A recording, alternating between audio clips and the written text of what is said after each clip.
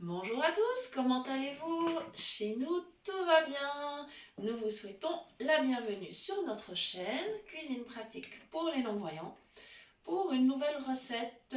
Aujourd'hui, c'est un pain apéro sans gluten. Mais bien évidemment, si vous pouvez consommer du gluten, vous pouvez adapter la recette en conséquence et je vais vous expliquer comment. Donc là, je suis en train déjà de mélanger ma pâte, mais je vais vous expliquer toute la liste des ingrédients. J'ai donc utilisé une farine à pain sans gluten, c'est-à-dire c'est un mix, pour moitié, c'est-à-dire j'en ai mis 200 grammes. Ensuite, j'ai mis 200 grammes de farine de sarrasin, un petit peu de sel, mais pas trop, parce que nous aurons des ingrédients salés, donc c'est pas la peine de mettre trop de sel, il faut faire attention avec ça. Il y a une cuillère à soupe d'huile d'olive. Ensuite, il faudra de l'eau, bien évidemment.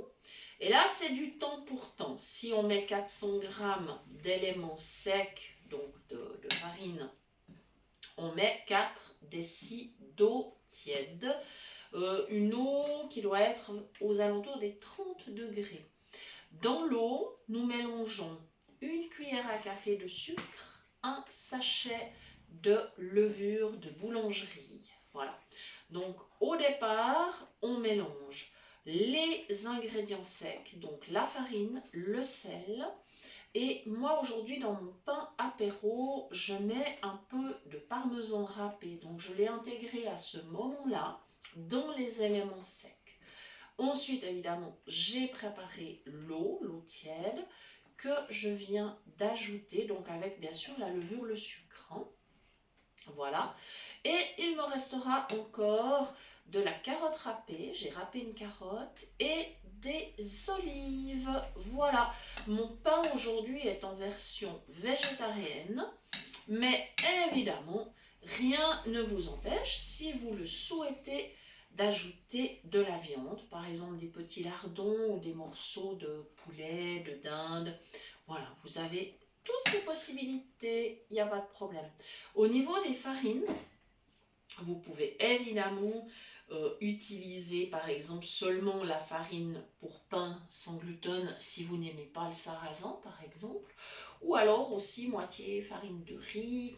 À vous de voir, à vous de trouver l'équilibre qui vous convient pour votre pâte. Et bien sûr, si vous pouvez consommer du gluten, alors à ce moment-là, il n'y a pas de souci. Vous prenez une farine classique pour faire le pain et je vous conseille quand même d'ajouter au moins 10% par exemple de farine complète. Ça vous donnera un pain quand même plus, ben, plus sympa et puis surtout plus nutritif parce que la farine blanche n'est pas très nutritive quand même. Hein. Voilà, parce qu'on lui a enlevé en fait le meilleur. Voilà, donc je suis toujours en train de mélanger ma pâte. Je vais mettre encore un tout petit peu d'eau parce qu'elle est trop épaisse. Alors ce sera une pâte qu'on ne pourra pas pétrir à la main. Elle va être un peu plus liquide qu'une pâte à pain traditionnelle. Et je vais vous expliquer ça, c'est que le pain sans gluten va devoir lever, mais plus longtemps qu'un pain sans gluten, qu'un pain avec gluten, pardon, excusez-moi, je dis des bêtises, voilà. Parce que, évidemment, cette farine étant totalement dépourvue de gluten, c'est l'élément habituellement qui fait lever le pain. Donc il faudra beaucoup plus de temps, ce qui fait qu'il faudra compter dans le four ou près d'un radiateur, comme vous voulez. Il faudra compter en tout cas 2 heures à 2 heures et demie pour que la pâte lève. Et attention, on va la mettre dans le moule, elle ne lèvera qu'une seule fois. Au moment où elle aura levé, on pourra encore répartir par exemple dessus des petites graines, graines de lin ou autres, graines de sésame, de pavot, de tournesol, ce que vous voulez. Ou pas de graines du tout si vous n'aimez pas. Et ensuite, on montera la température du four à 200 degrés pour la cuisson. Voilà. Et le temps de cuisson dépendra du type de moule que vous allez utiliser. Alors moi aujourd'hui j'ai pris un moule rond en silicone, donc mon temps de cuisson sera peut-être un petit peu plus bref, c'est-à-dire qu'au lieu des peut-être 60 minutes qu'il me faudrait dans un moule à cake classique, j'aurai peut-être 50-55 minutes. Il faudra contrôler avec le couteau, comme on fait toujours, comme on fait toujours pour les pains et les gâteaux. Voilà, voilà, ma pâte évolue bien, elle a une consistance qui commence à me plaire. Voilà, je mélange avec une cuillère parce que avec le fouet c'est impossible, la pâte est quand même trop épaisse. Voilà, c'est pas une pâte à cake, qu'on soit bien d'accord, c'est quand même une pâte à pain, mais c'est une pâte à pain qui est un peu plus liquide qu'une pâte traditionnelle. Voilà, là j'aime bien la consistance. Ça me... Voilà, je touche avec les doigts pour être sûre. Ouais, j'aime bien la consistance. Ça me convient. Donc maintenant, je vais aller chercher ma carotte râpée que je vais incorporer. Voilà.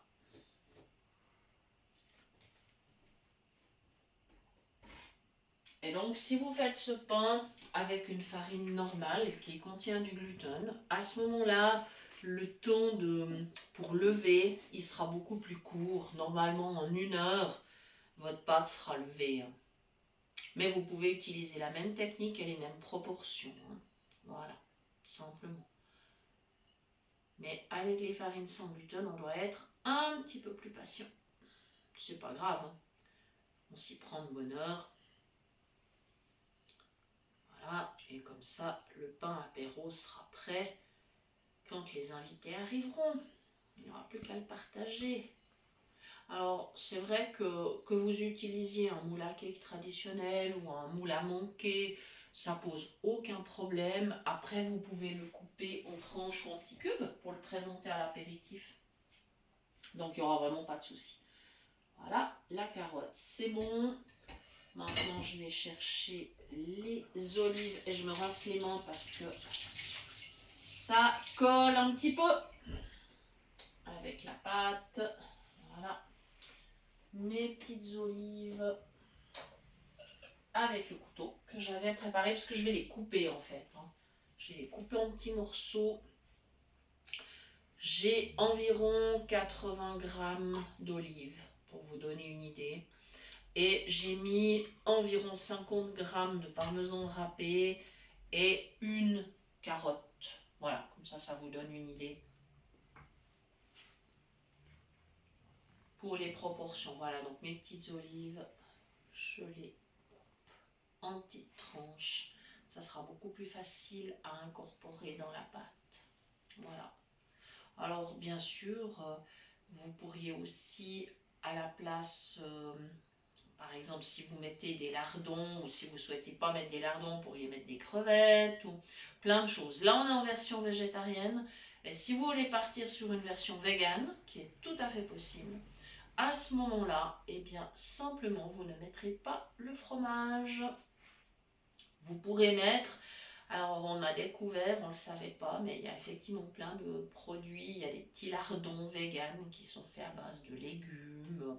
Enfin voilà, il y a plein de choses comme ça, du fromage également vegan. Enfin voilà, vous pouvez utiliser si vous avez envie, pas de problème. On peut tout adapter et on a une chance énorme à l'heure actuelle, c'est vrai, c'est qu'on a beaucoup de produits très très très variés. On a un choix qui est absolument immense. Donc on est des petits gâtés. Il faut savoir apprécier. Voilà. Et puis là, effectivement, dès que j'aurai terminé avec mes petites olives, je pourrai transférer la pâte dans le moule. Je vais bien sûr brasser encore un petit coup. Et je pourrai transvaser dans le moule. Et ça va partir donc dans le four à 30 degrés pendant en tout cas 2 heures. En tout cas. On verra si la pâte a suffisamment levé à ce moment-là.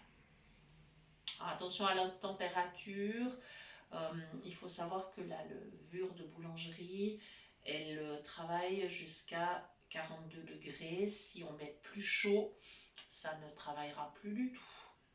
Voilà, donc il faut rester prudent. Trop froid, ça ne travaille pas, trop chaud, ça ne travaille pas non plus. Il faut vraiment une bonne moyenne. 30 degrés, c'est à peu près une eau dans laquelle, dans laquelle vous pouvez aisément tremper les doigts sans que ça vous brûle. Voilà.